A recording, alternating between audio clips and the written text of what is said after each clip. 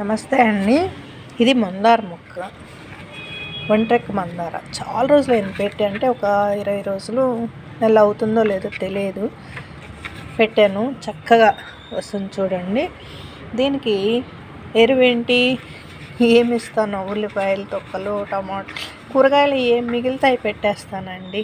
అలాగే ఎదుగోండి, ఇలా మనకి అరటిపండు, టమాటాలు, ఉల్లిపాయలు ఏ ఎరువు మిగులుతాయరు అంటే బాగా పిసికేసి మెత్తగా పండిపోయినాయండి.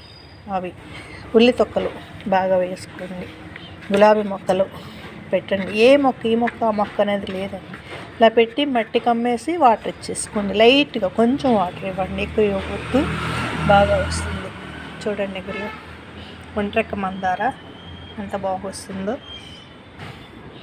వాటర్ ఎక్కువగా పోయకుండా, చలికాలం కనుక తక్కువ ఇవ్వండి, బాగా వస్తాయి. మరి ముఖ్యంగా బంగాళాదుంప మెత్తగా గ్రైండ్ చేసి దానిలో కాస్త వాటర్ కలిపేసి కొంచెం పసుపు పొడి వేసి అది ఇవ్వండి, ఇంకా బాగా వస్తాయి. తప్పగా చేస్తారు కదా.